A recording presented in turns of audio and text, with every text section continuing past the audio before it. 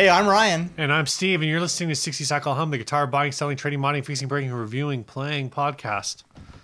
Here we are. What is this, episode 247? 247. Cheers, Steve. We made it to the big 247, the significant number that everyone cares about. Yeah, actually, that's a new model. Well, I don't think it's a new model, but it's a model of New Balance shoe that I've been checking out, trying to decide if I want to jump into the pool with that Well, one. we hit the episode number. You have to buy them to celebrate. Hey. All right, this week we're drinking True Brewing Company Ancient Bull, thanks to Grant Wilson from Big Ear Pedals. This is a Fodor fermented Saison Ale, dry hopped with Eldorado hops. So did we take a break from drinking beers from Grant because we didn't want to share with RJ last week? Yes. Well, it's hard. It's hard to split a beer. You can't. Sorry, RJ. You can't split a beer three ways. You can barely split it two ways. It's not like we didn't have beer last week. No, we had beer last week. That's for sure. You got anything new going on, Steve? Why don't you go first? You go first. Okay. I just been selling a crap ton of pedals, like throwing pedals into the wind like crazy, just accepting offers, not getting too hung up on like the values of thing, but still also like making sure I'm getting a fair amount of money. You got some windfall out of that. Yeah. We have an agreement here concerning demo stuff. When I get a paid demo, part of the package is that we do episode sponsorship. So Steve gets a portion of pedals that I sell that were all demo units because he was part of providing the sponsorship.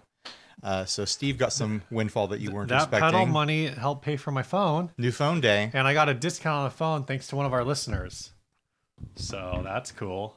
Pretty slick. You got connections there, Steve. Nice. But I don't know the actual count of pedals, but I'm pretty sure it's in the teens. That you've sold? Like mid-teens. That you sold Yeah, already? that Wow. I've sold already. Which is crazy to think about, that I just sold more pedals than I probably owned when we started this podcast. Right. Like in 2 weeks, I just unloaded them. And I still am drowning under a pile of pedals. So you said like you didn't get too hung up on offers and stuff? Yeah, like if people got within like $10 or $15 of what I was going for, I was just like, I've got 2 other things I'm going to ship out today, so yeah, I'll accept this offer so I can ship out 3 things today. Sorry I didn't work hard to get you a little bit extra of your cut, Steve. I don't... But then also, it's like I had an emphasis on like getting stuff gone, you know? Yeah, you got to make room. You gotta figure stuff out. NAMM is coming up. I can't get like a ton more pedals because I just don't have room for them. Even though I've built like this, whole room in the garage for us to do this. Like, I don't want to be the guy with 6,000 pedals. Right. I want to be the guy with a comfortable like 75 to 100 pedals, which is still like way too many. Yeah, jeez. It's ridiculous. I guess my what's new is going to be that the gearsupply.co website is up. We got an old Gear Supply mug here to remind us of days gone by. You teased this like last week, I think, or the week before. It was a while ago. Because the website was teasing up like, hey, something's coming. Yeah. So now it's finally up, and it looks like someone has bought the old domain name for Gear Supply. The previous owner, obviously just let it lapse. It says, we know Gear Supply Co. ended with an awful situation that hurt a lot of people. We are compiling a list of customers who paid for products or subscriptions and didn't receive items. This form is an effort to examine the true extent of the damage with potential for a class action suit. So accuracy and honesty are paramount. It says, first name, last name. It asks for, like what products or your email address, first name, last name, email address, what products you were like, I think purchased that you never received, and then how much you believe you're owed. And then they ask for social security and bank account number. Yeah. They don't ask for that. All credit cards and, what's that number on the back of your credit card? You're not going to get your money back unless you give them all that information. Yeah. No, I was reading through comments and I saw you commenting somewhere that you like are a few degrees of separation away from whoever bought this, but you don't know like the details. Right. So like you're of the impression that this is legit. Yeah, I know. I like happen to kind of know. Yeah, I know a person who knows a person, and I know the person that I know has enough credibility with me that I think that the person that they know is also very credible. They haven't told me who the person is they know. And I'm not going to name the person that I know. This is an anonymous source. So we're not naming names here at 60 Cycle Home. And, you know, we've already been warned about this, but whatever. It seems like someone is legitimately trying to gather together the information to see what the dollar amount damage is that was done to the best of their ability. Yeah. Like, this isn't some sort of nefarious scam. It's kind of funny that, like, they've been able to put this underneath the domain name. Oh, the domain address of the offending company. That part is hilarious. But I could see because I was seeing all sorts of comments on different groups of people like, wow, like, what are they doing? Is what's going on? Right, because the website... Because they're under the impression that Gear Supply is doing this to themselves, and that's just not what's happening. Well, the website went up like a few weeks ago, and it just said, like, something is coming. And people are like, what's coming? So just to give, I guess, a little bit of perspective. Don't set me up for jokes, and it's like, I have to resist them, Steve. Jeez. The Gear Supply pedal Kickstarter raised $21,000. Oh, man. And from what? Oh, geez, $21,000 off that Kickstarter? And from what I understand, maybe like 100 pedals got delivered? I don't know how many were delivered. I do have a harmonic tremolo. You still have that? Yeah, I haven't. I don't think. I haven't listed it. I'm meant to get that up on Reverb. But anyway, if you're listening, I can say that, like, I am personally vouching for this website being legit. I know people. No, that's the other funny thing, right? So people are like, oh, they want your name and your email address.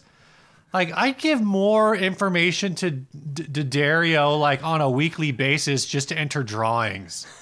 Like, they want to know, like, what instrument I play. How dare they have that personal information? That is personal information, because it is the skin flute. I play bass and guitar.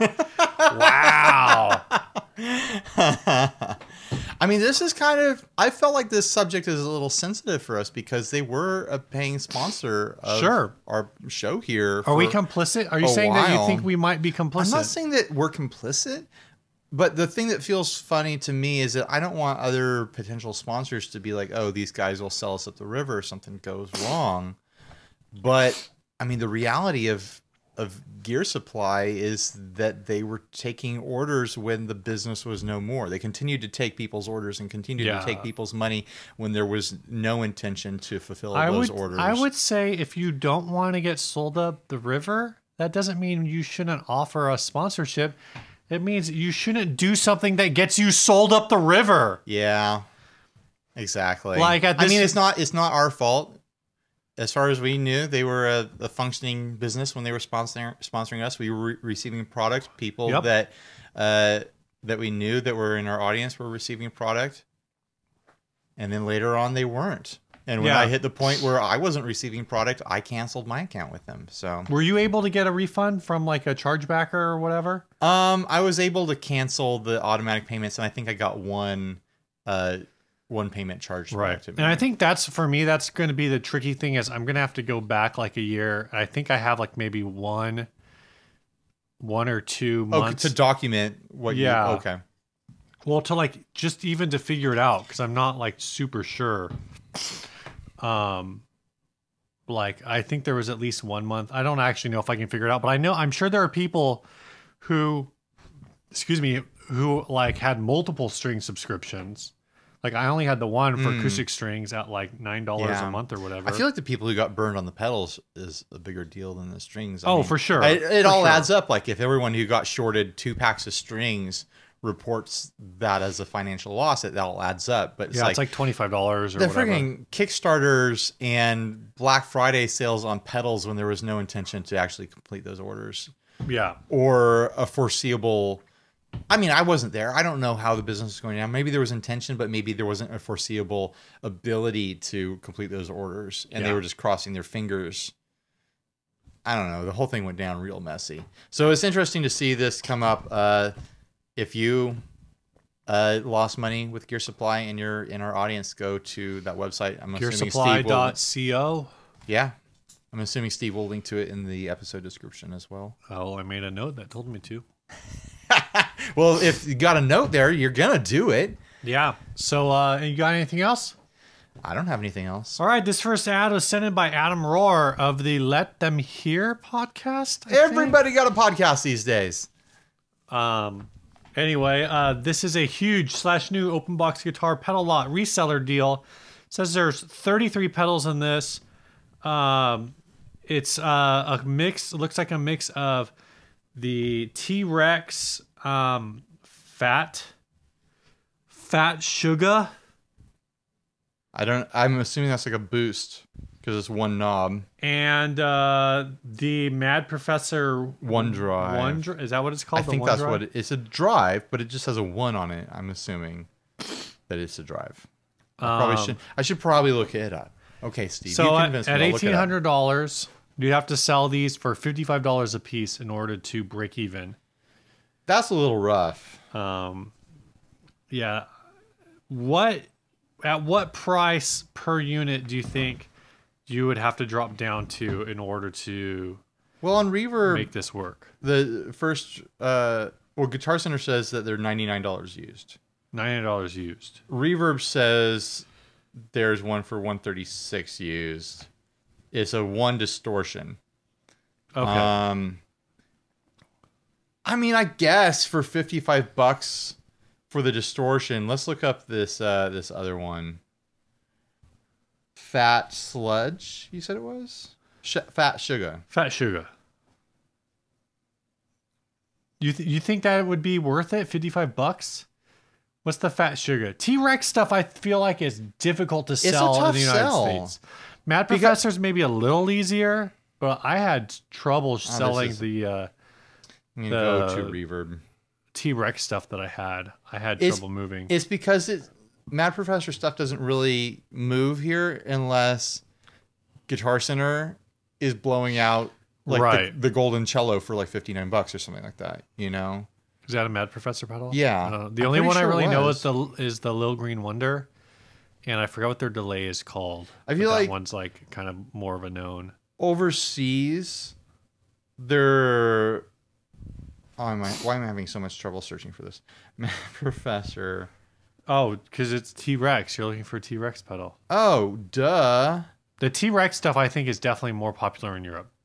But T-Rex is another one of those brands where it's also, like... this has like side knob. It has a side knob and a switch. Oh, yeah. Anyway. Well, let me look. I'm there now. You think at $55, this is like a thing? These go for... 90 used. 90 used. With $15 shipping on Reverb. So you what? That's like the bottom one that I've seen. But you got to do okay. But here's one for $15 shipping. So both of these, like, yeah, you could flip these. You could move them for $75 without much trouble on Reverb, if you did cheap shipping, if you did honest shipping, and you would make profit, but you would be selling these a lot to make $25 at a time.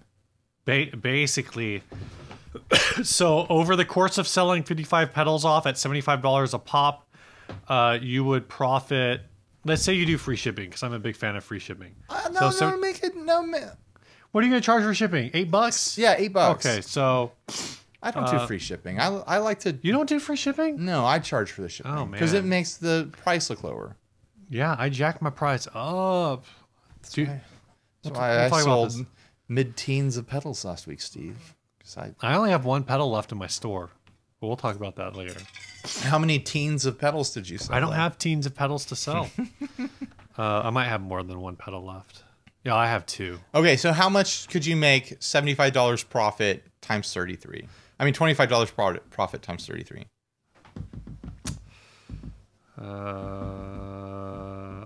I should be We're waiting on math. It's $675. $600 profit from an $1,800 investment, not including the time spent, doesn't feel worth it to me. It's okay, but it's a very slow game because you have to move. It's like you're not going to move more than one of these a week if you're lucky. Yeah. I feel like you got to get the price down to where it's like $35 a pedal or something like that. If you're buying this many of them, it's got to be that low. So 35 times 33, 1155. Yeah. I would say $1,155. I would say I think I would offer $1,200 for this. That puts you up at like $37 a pedal. Yeah, but good, $1,200 nice I think round is number. a nice round number. Well, you would offer $1,000, and then you would settle for 12. There we go. Yeah. There we go. And so what would that give you profit-wise for each one? I mean, for the whole lot. Well, it would give you like $1,100. If you got 12, you would make like $1,000. if you got it for $1,200, then you would make $1,200 on it. I liked this beer, by the way. Basically. So that at that point, I think it's like worth it. Yeah, I think that's definitely worth the investment to like double your money, but with a bunch of work. Yeah. I mean, it's a bunch of work. Well, you got to find a place to like put all these. Yeah, there's storage too. Storage is an issue. I don't have a place to put all these. You got to ship something 33 times. Yeah. And you got to deal with every step of reverb 33 times. You know what I would be tempted to do is just as soon as I got these, just put them all in padded envelopes. And like, just prep them to go? Just prep them all. That way all I have to do is print the label, slap it on, and we're done. I get nervous though. Like when I shipped out multiple pedals in a day this past week, it's like, oh, I got to put the label on there first and leave the bag open so I make sure it's the right one. Label the bag. So I don't ship it to the wrong pedal to the wrong person. Then I'm fixing 2 shipping mistakes. Oh my gosh. You know? Oh, right, because you're shipping multiples. Right, total mix-up. Oops. So I'd probably get nervous and not pre-do everything. You could just label all the bags. You could leave the bags open like Ian, just have the pedals in the bag. I have a story to add on to my What's New. Oh, great. We're still talking about shipping pedals. I still need to make my shipping video. My favorite person at the post office, I told him a while back because I was shipping a bunch of stuff all at once. Yeah. I was like, oh, I do like guitar stuff, and this is like guitar things. Okay. Because he's like, oh, you're in here a lot, like shipping like the same size package. And he was like, oh, my kid plays guitar. And I was like, oh, well, look up my channel. So last time I was at the post office, he was like, oh, we've been watching your videos. Yeah. He was excited about it. He didn't act ashamed or embarrassed. And then he was telling me about how his kid has a band up in Temecula. You're going to go see him? No, I'm not going to go to Temecula to see him. But they played wow, like a battle of the bands recently or something. That was not good. And he was telling me the ages of all the kids in the band. And it's all a bunch of teenagers ranging from like 13 to 17. That sounds like a lot of fun. Cool. I wish I was in a band when I was 13 to 17. I didn't get into a band until I was out of college. But that's a fun age range to be in bands. That was not my best choice. You get all the yeast at the bottom? Yeah, it's very... You really got it. Tastes like I just bit into a grapefruit rind. I can see the... It's weird, right? Yeah, I can see the yeast on the side there, the sediment. All right. So do you have anything else to add to this? No, I was going to hit this first topic. Just $1,800 is a big investment to jump in on something like this. This first topic was sent by Emily Harris. This is a product called the Mirror from a company called MIDI Plus. I will preface this by saying I'm going to do my best to read the ad copy for this. Yeah, I want you to read it straight faced. Their copy on their website. It's a little lost in translation. It's definitely gone through a Google Translate. So I say I'm going to try to go through it without commentary, particularly like on the grammar, just because it has been translated. A Chinese company, so a Taiwanese company. So anyway, here we go. Oh, hold on, I need to turn the brightness up on my phone if I can figure out how to do that. I need to find this product on my phone. This is called the Mirror audio interface. Mirror is a member of MIDI Plus Fancy Series products. Actually, if I can figure it out, I'm going to like translate this to proper English. Okay, if you want to. With the growing demands of audio quality, audio interface is no longer a formidable device. Product characteristics become more important, and that leads us to observe the industry and market over again.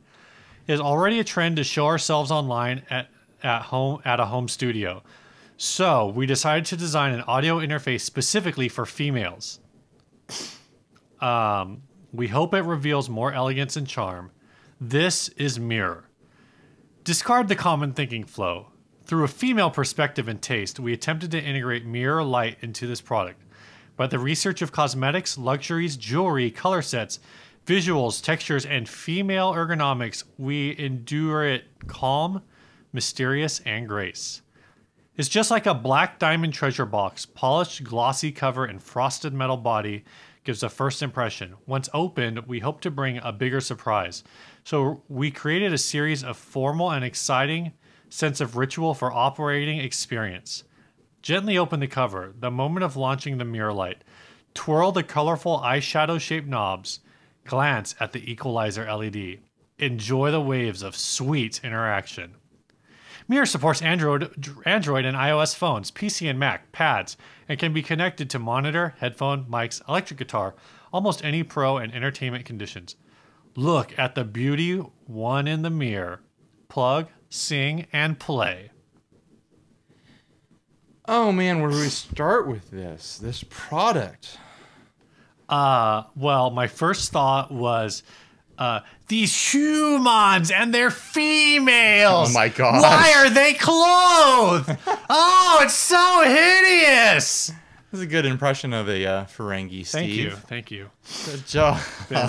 Been listening to Treks in the City. A new Trek podcast, Steve? Yeah. You are deep into a new Trek podcast. Yeah. I didn't even know there was a new Trek podcast. Star Trek The Next Generation podcast. I've stopped listening to The Greatest Generation since they got into DS9. I just can't hang with DS9. Oh, I'm watching. I actually started watching DS9 like maybe a couple years ago, so I'm still working through it. Maybe like a year ago. Still working through. I can't hang with it. I just don't like it. They don't go anywhere. I mean, they go places sometimes. They go places more once you get into go to like places like I go to the store. Once you get into like season 3 or 4. Can we stop talking about this? Yeah, I know what you're saying. Like they go to places like you go to the store. I would say like they go on places like you go on vacation. Yeah. Like sometimes they go to places for a few days. So anyways, this recording interface looks just like a makeup compact. Yeah. And the knobs on it are like the flat round style knobs with a little bit of a bump on the edge so you can like twirl it around. And they look like they are the size. They're like pink, purple, they're all colored. Various tans. They're colored to look like makeup. And did you show this to your wife at all? I did, and she couldn't like figure it out.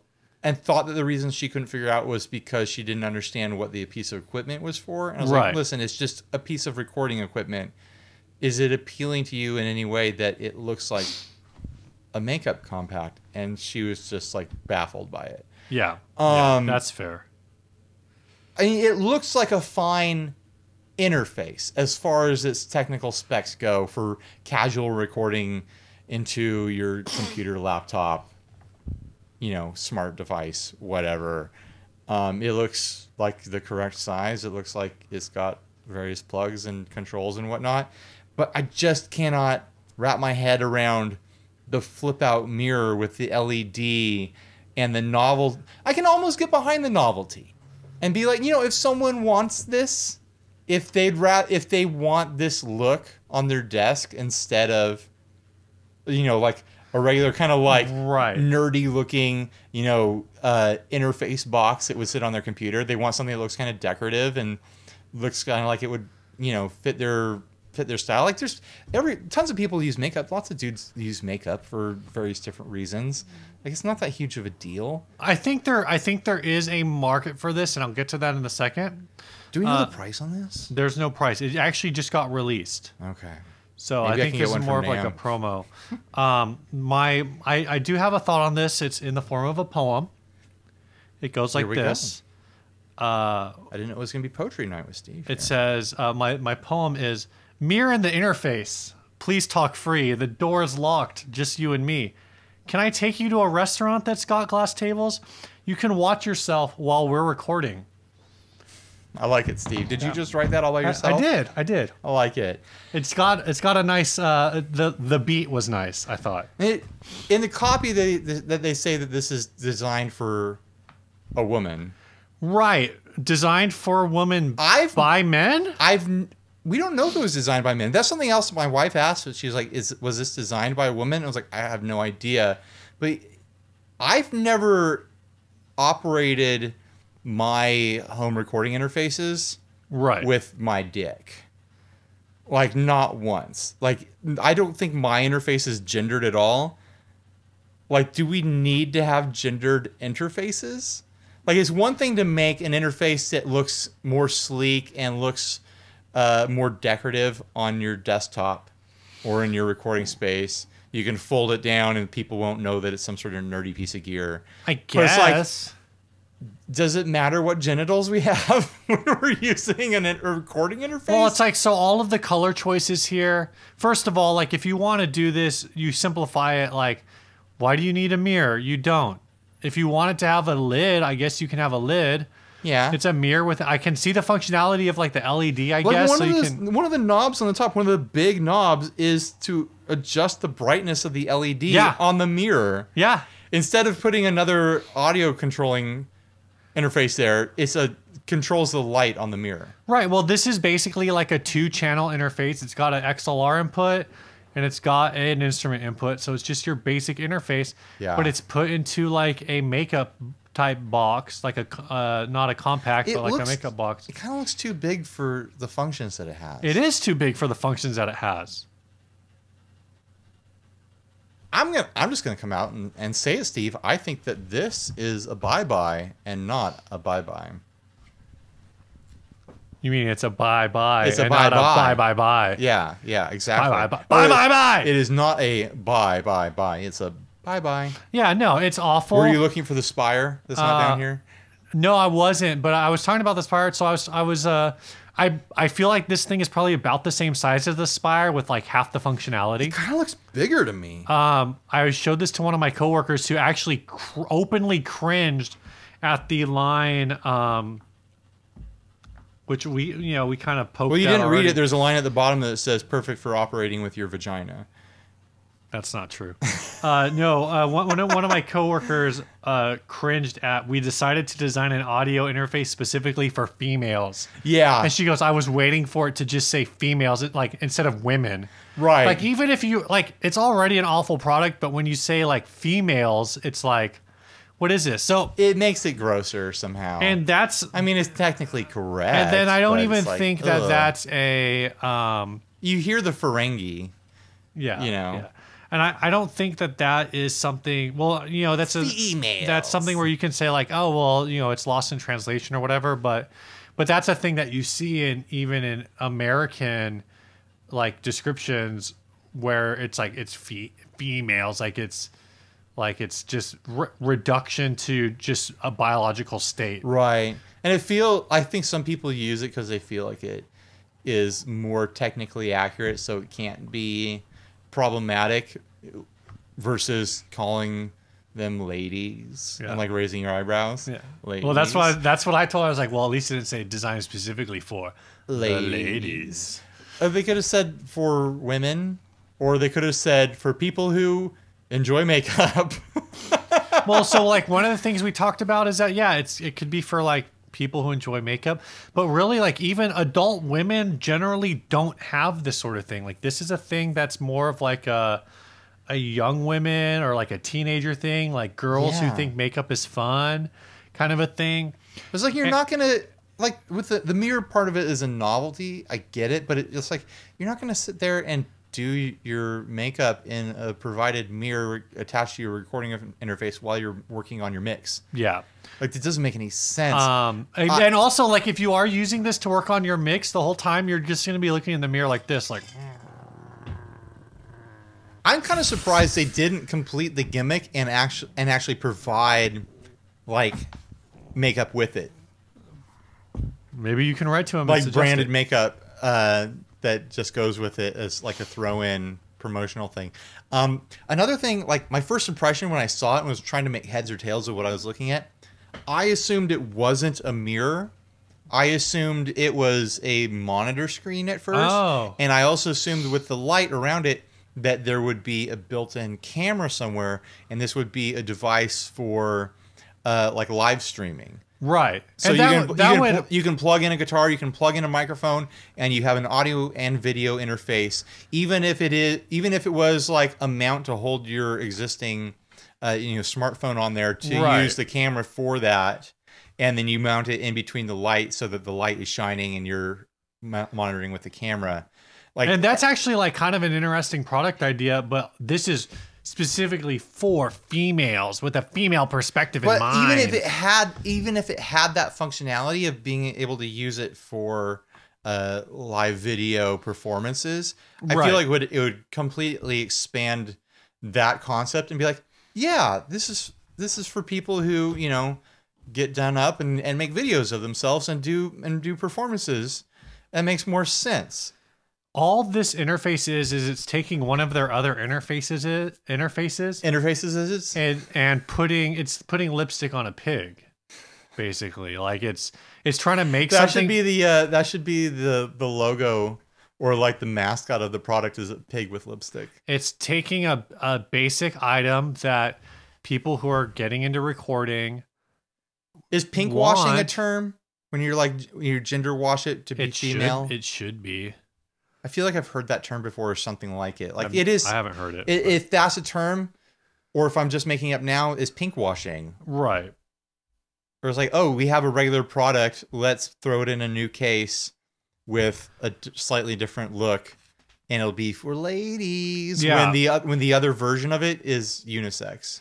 Right. And that's the thing is I feel like this whole product could have been completely bypassed by, instead of making a makeup themed product, just make a home decor themed product. Sure. And be like, this can look good on your desktop when you clean up your house for company to come over. And I think like even trying to make it makeup themed, it already kind of like misses its target, because it's trying to do this whole elegant black diamond thing as if it's for like, when Audrey Hepburn comes home in her heels and little black dress and pearls to record, right? Like this is the interface. Like, but the reality is the market for this is probably like you just put together the video for them. Steve. That's a good pitch. Thank you. The market for this is probably really like, is like teenage girls who want something like kind of fancy and are like, want it to sit on their desk, and it's like an entry level thing.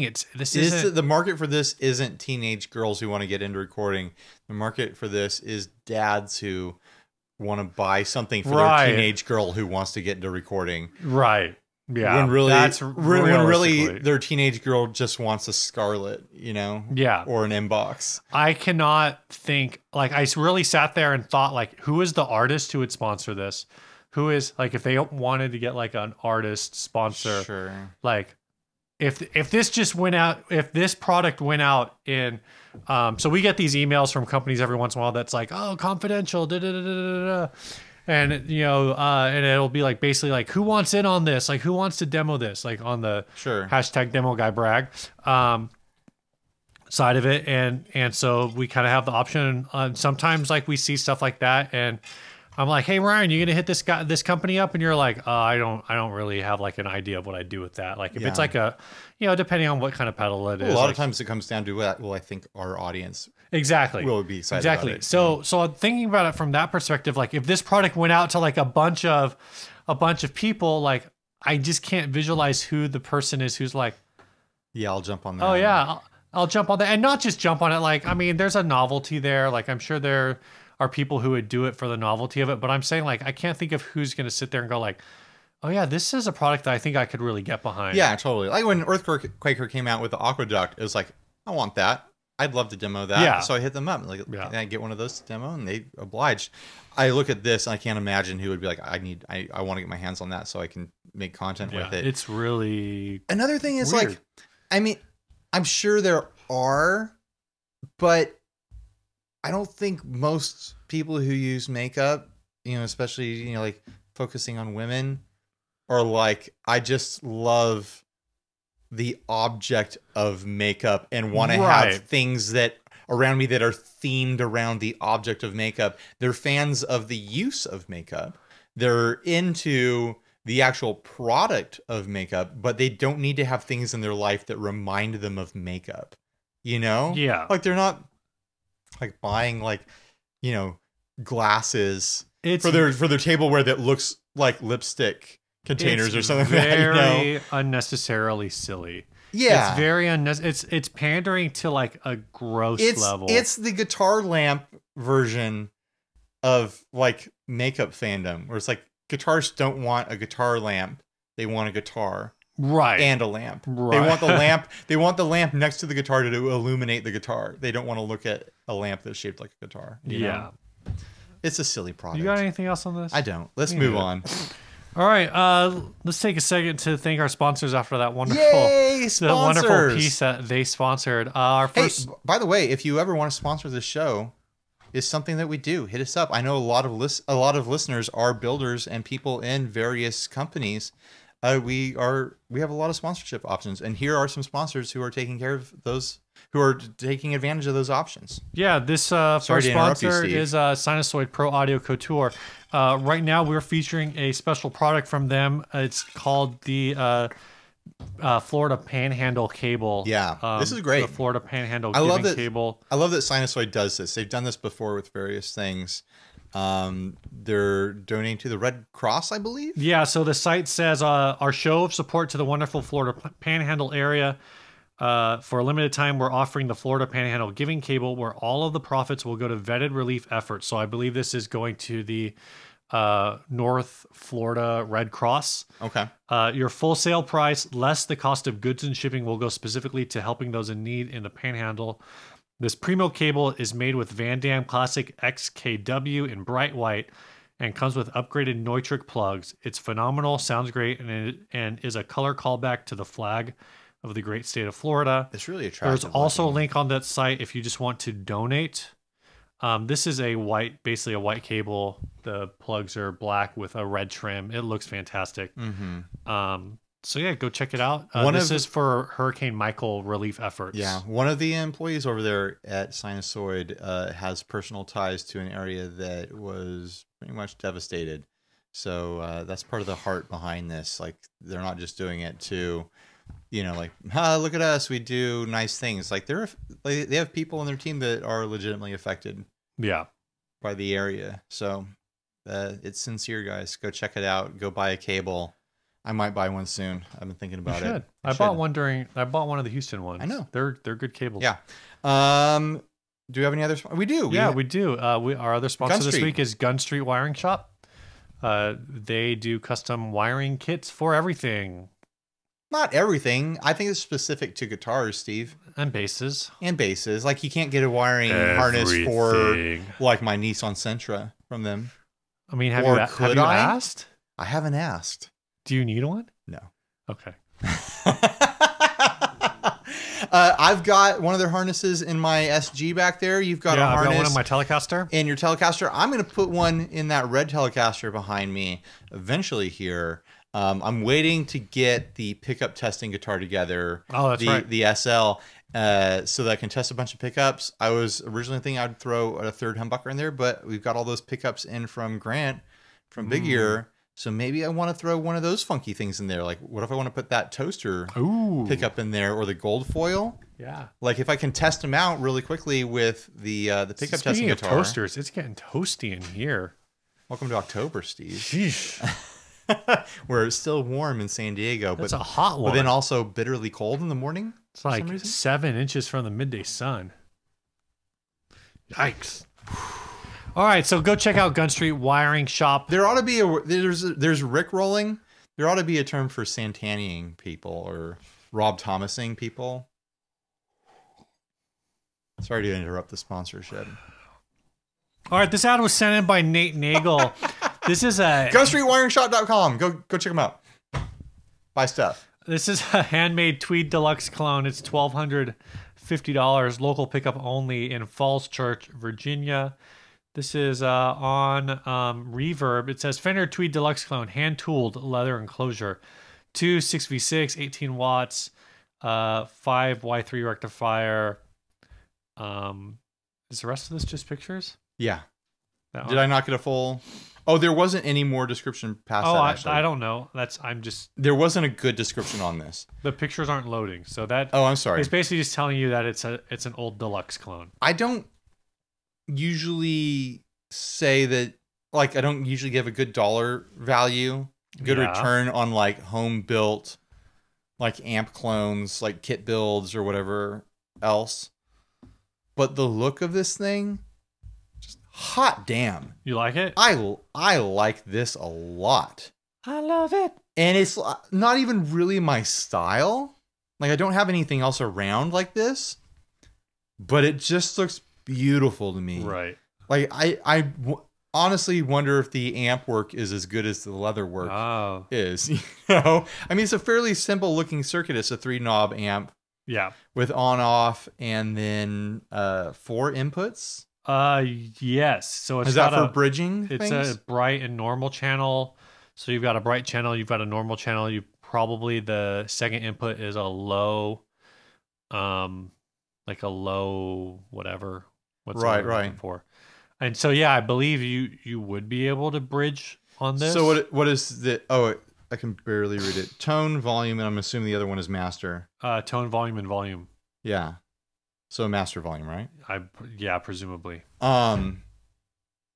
Every detail of this aesthetically, though, is just it's beautiful. It's great. It looks like the leather is super tooled, like a Spanish saddle, like a riding saddle. And even look at the handle. The handle is wrapped in some kind of really fancy, like upholstery fabric. Yeah. That just somehow works. Like is somehow like this combination of like a Spanish and like a British aesthetic that I can't quite wrap my head around. Gotcha. You do $12.50 for this. I would never spend that kind of money on this, but I would very much enjoy seeing this in a studio set out on a table somewhere or in the courtyard of like a Spanish villa. I want a chair that looks like this. I want furniture that looks like this, you know? Well, then you would also need to buy this amp to put like on your mantle. Exactly, to put next to it. The thing that I'm wondering is like, this is a head. There's no cab to match it. Oh. You know, if maybe there is. Maybe we just weren't given it. For $12.50, if it came with a cab, then I'd be more like, maybe I should go try this out. Well, it's local pickup, so... Yeah, well, I'd still never spend that kind of money on it. It just has this.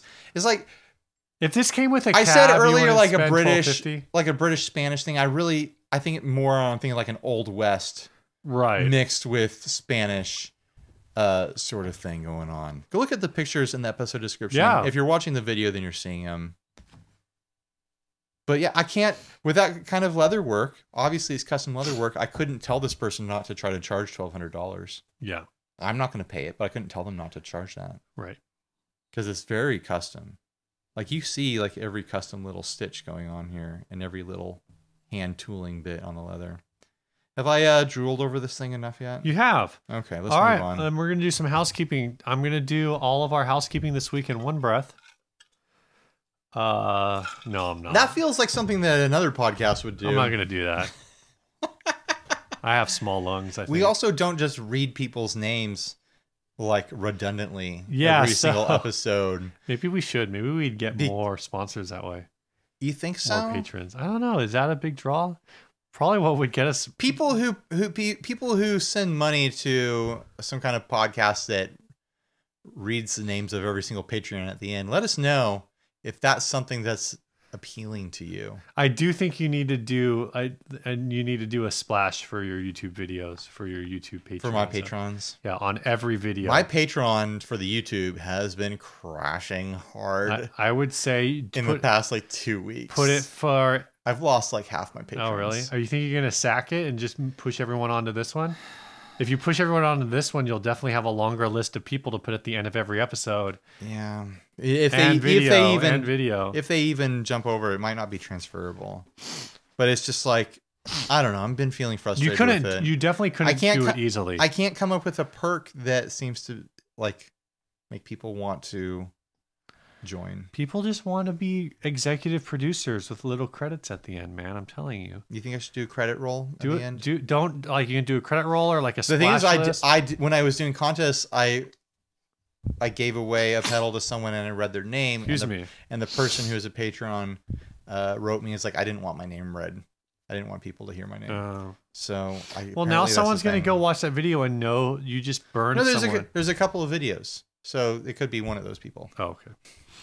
I just wish Patreon would let me do giveaways. Excuse me, man. My allergies are flying off the hook. Anyway, that was great. On the $2 level, we got Co Schneider. He used to be on the $1 level. Now he's at the $2 level. He doubled up.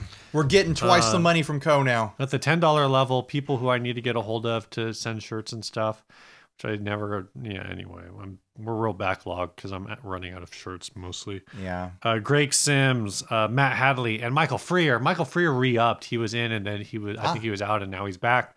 And I think that's everyone. Oh, Cody Lake came back. Yeah, Cody's back. You guys didn't know he left because we don't tell you when people leave, but he left and then he came back really quick. So we've got some merch packages that get sent out eventually. Yeah, we have enamel pins. We do have enamel pins now. I should take some pictures of those. We are gonna run out of shirts eventually, and I don't think we're gonna continue doing the shirts. And that's the tricky thing because we're already out of certain sizes. Right. So, but when you're in the inner circle, you get access to a secret threadless account that we have where everything is priced at cost. Right. So, and there's multiple designs in there and multiple colors of shirts, so you can buy what you want. And they do have the tri-blend shirts, which is what we've classically printed stuff on. Right. So you can get that comfortable style shirt. It's just at a reduced rate versus us just sending it to you, because it's a lot of money and it's a lot of shipping to ship those shirts around. Yeah. And it's hard for us to keep up on it. Where the smaller stuff that we ship out, you can throw it in an envelope for the most part. We'll see how this next one goes. It's going to be... Might be a little tricky. It's going to be tricky. It's going to be... There's got to be something we can do that'll be... The way that we're probably... Amazon ships little things all the time. Not in envelopes. But there's little packages you can do. It's like little... Yeah, we can figure something out. Yeah. Probably the best way to do it would be to bubble wrap, like get a small bubble wrap We've been squares. talking about this too long. Let's move on. All right, this topic was sent by Josh Marmon. Is it on the drive? Yeah, it is. It's at the beginning of the drive. Oh, here we go. He says, I've been watching back through some popular 90s sitcoms and noticed the huge obsession with the Beach Boys. So he's been watching Full House. Yes. Obviously. Were there other sitcoms that were Beach Boys centric? I don't know. I know that was the biggest one. Right. That comes to mind anyway. He says, I understand why people like them. I understand the influence they had on the industry. I know a lot of their songs. I totally respect their talents and work. I just do not like them at all. What famous bands or artists do you respect and completely understand the appeal of, but simply don't like? I like the Beach Boys like I like reggae. I'm going to let you talk for a second. I'm totally fine listening to reggae in an appropriate scenario. Like, say I'm on the beach in Jamaica and I'm eating, like the sandwiches that they make there and drinking a pina colada. I totally want to listen to reggae. That's great. The rest of the time when I'm in traffic, I don't want to listen to reggae. I don't want to listen to reggae when I'm walking around the grocery store. Like, I don't care. How often are you in the grocery store and reggae comes on the overhead? Probably more often than you'd think. Eee. I like to listen to podcasts when I'm shopping. But like Beach Boys is the same thing. Like if I'm like, it's good party music. It's fun, good time music. Right. But I don't want to listen to it on my own time. Because it's kind of, I mean, excluding, kind of the more experimental sort of side of, the Pet Sounds side of the Beach Boys. And, it's kind of like Oingo Boingo, where like you can listen to it and hear the deeper levels of the musicianship and whatnot. How many Oingo Boingo hits were there? I only know one. But like a lot of the bigger hits for the Beach Boys are just like pop R&B, like vocal group style, like fun. A lot of the big hits from the Beach Boys got them sued. Oh, really? No, wasn't there one song that like was just like a straight rip of some song from like the 50s? Oh, I don't know. And they're like, no. Anyway, I don't know. So I feel like the Beach Boys is established. Is there like a different artist? I mean, there's tons of like bands and artists and musicians that's like, I can respect this. I just don't want to listen to it, Well, I think not wanting to listen to it is different than not liking it. I don't Well, I don't want to listen to it because I don't like it. Like I don't. Okay. I legitimately don't really want to listen to Jimi Hendrix the vast majority of the time. Like if I'm watching a movie and a Hendrix song comes on as like the soundtrack, I'm like, okay, does this work or not? I'm fine with that and I enjoy listening to it in the moment. But I don't go out and like go listen to, Voodoo Child or something like that. I'm going to say, and this, I maybe should... I'm not going to. I'm the same way with like SRV. Like I'm not going to caveat this. It's the same song. But I don't know. I don't want to listen to. I don't know if SRV is Stevie Ray Vaughan big enough to even like. I wouldn't have even thought of him for this conversation. No, but like I typically don't want to listen to Guitar Hero music. Right. You know what I mean? So what I was going to say, and my caveat is that I haven't even really given them a chance. So maybe this isn't fair to say. But the first band that came to mind for me, or the first artist, was Led Zeppelin. Yeah, I like the singles, but I don't know if I could just handle an entire album. But I haven't tried, so maybe I should. Because I kind of felt that way, honestly. Like I kind of felt that way about Floyd, and then I started listening to Pink Floyd by album. Floyd is one where I don't want to listen to Floyd. Like every once in a while, like I just got to put on that "Wish You Were Here" album and listen to it straight through. Excluding their funner songs like "The Wall." And I can't remember another one right now. Every other Floyd song, I'm just not into. I super don't want to hear it. What's the one about their hands feeling like balloons? Oh, I don't know. Comfortably Numb. Oh. I would be very happy if I never heard Comfortably Numb ever again for the rest of my life. I just don't like that song. There's a song that talks about balloons? Yeah, there's a line in there where he's talking about his hands felt like two big balloons or something like that. It's a song about being high, I'm assuming. Oh. I'm assuming. Like, correct me if I'm wrong and you just have this huge diatribe to lay on me about Pink Floyd and how great they are. Right. But whatever. But it's fine to not like stuff. It's good to not like stuff. I say all the time, part of my, credo for the whole show for 5 years now is like, hating something is part of loving it. Right. Like hating music is part of loving music. If you don't hate some music, then you probably don't love music in general. If everybody loves because something, you don't have strong feelings about it. Yeah, if everybody's like fine with something, or if everybody likes something, it's just kind of like, it's probably, I would say if everybody likes something, it probably means it's not actually doing anything. It just means it's inoffensive. It doesn't mean it's good. Yeah. It's like when Michael Bublé comes out of his cave. You know that means winter is coming. Are there any other bands you can think of that are like big, well-loved bands that you just don't care for? A lot of the Beatles catalog I'm just not into. Like I love their earlier stuff where they were more poppy. Right. And they were more, like garage rock Beatles mania sort of stuff, and then later they got like their later stuff. I don't like weird I'm stuff. not as much into their later, more experimental stuff. I like the like their I Want to Hold Your Hand. I want to hold your hand. I don't care so much for Lucy in the Sky with Diamonds.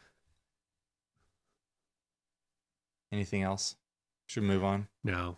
We killed it. We killed that topic. We nailed it. We never have to do it again. This ad was sent by Jason Weiser. It's a electric guitar collection. It says private collection of electric guitars for sale by appointment only in Overland Park, Kansas. I'm selling high quality electric guitars by makers including Gibson, BC Rich, Dean. Does Dean have high quality electric guitars? I bet they have. Jackson, Paul Reed Smith, Brian Moore, and others. In addition to a limited number of amplifiers and keyboards, prices are negotiable within a range depending on the specific guitar. Please contact me to schedule a private viewing or to place an order. Nationwide is on your side. Oh my gosh. Shipping is available. Nationwide shipping is available. Photos and descriptions available upon request. So there is a number of guitars. A lot. It looks like he didn't even like this were screen grabs that someone posted to our group, and he didn't even show all the guitars, and I didn't even screen grab all the guitars he posted. This guy has 37 guitars listed. The most expensive one is $8,000. It's a Paul Reed Smith private stock custom 24 rare Cocobolo hardwood USA handmade 2011. There's also a Gibson USA custom shop Crimson Division Les Paul custom for $8,000. None of these are under like $3,000. I'm not. No, the cheapest one was a Brubaker B2 1999 made in USA for $14.99. I'm seeing a couple under $2,000. You just have to get to the end. The vast majority of them are over $2,000. Can you agree with me on that? Yes. And they kind of range between 2 and like $4,000, $5,000. Right. The Dean, the one Dean guitar that is on there, signed by Dean Zelinsky. So it's like a made in USA Dean, the Dean ML.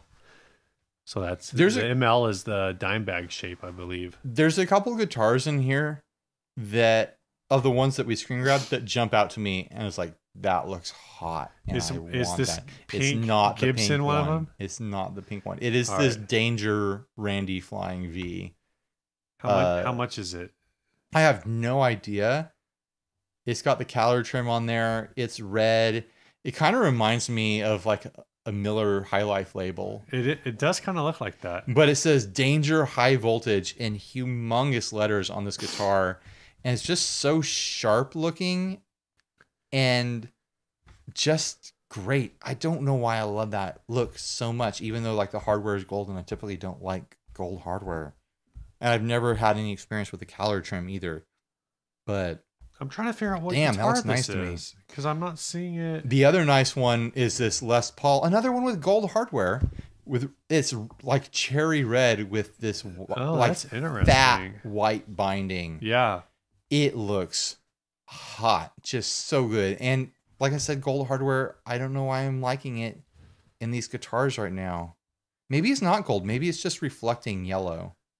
No, I think that looks gold. That looks like gold hardware. Okay, you're probably right. But it looks just so good. I would buy a Les Paul style guitar that had that exact look. No problem. And I would even leave the black pickguard. Normally I like white pickguards. Yeah, this is this might be that crimson red, that $8,000 one.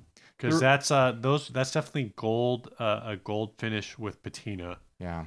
So what do we think about this ad? Is this guy, you think this guy's an individual or a private seller? Or do you think this guy runs a store? Because of the way the pictures are coming out, I think this guy is a seller. Look at this picture. This is interesting. The doors in the back look like they have painter's tape all around them. So is this guy's house? Did he flood his kitchen? Now he didn't have insurance, so now he's got to sell all his guitars. And man, I relate. I've sold like 15 pedals this last week because I got to have money in my pocket. Oh my gosh. Because I've spent all my money on eating out for 3 months. Whew, it's been interesting. This Les Paul in here is interesting with another calorie trim on here. Yeah. And double blade humbuckers. That was, yeah. I don't know. Those prices are so far out of reality for me, and I'm assuming for you, unless you've come into some actual money to make you super rich, Steve. No, I haven't. I did play in that big $1 billion lotto. I had a winning ticket. It won $2. I have not. Nice. I have not redeemed it. How much did you spend on that ticket? $20. And you won $2? Yeah. That's not a good return, Steve. No, it's not. It's a negative. That's a piss poor return. A negative $18 return. It's a loss. It's like a 90% loss. Jeez Louise. All right, well, let's get out of here. Yeah, this good song, ep, Steve. The song was sent by David Howe. We did 247 in style. People have been excited for 247 for a long time. It's a big number to hit. Get that, culturally significant number, 247. Yeah. David Howe says, "Hi guys, really enjoy the podcast. Just for a laugh, attached is a project track, a brief music cue that I was working on and then decided to enhance with some vocal work. I originally added actual melodic vocal tracks, but there were too many words for that to work all that well, so I simplified it to this kind of spoken word version. Like I said, just for a laugh, or at least a grin, I hope. Hope you enjoy listening to it. On the technical side, it was recorded in Logic Pro using the Alchemy synth, Fender Jazz Bass, and a PRS SE 245. All right, thanks, Dave, for sending this in. Thanks, everyone, for listening. We will catch you on the Flippy Floppy in the Facebook group or somewhere else. I don't know. Bye. See ya.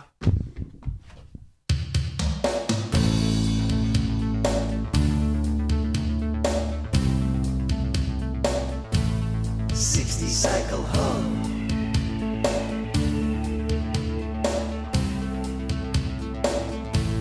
60 cycle hum.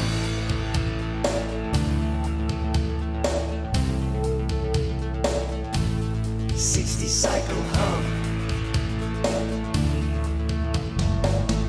The guitar, buying, selling, trading, modding, breaking, fixing, flipping, podcast.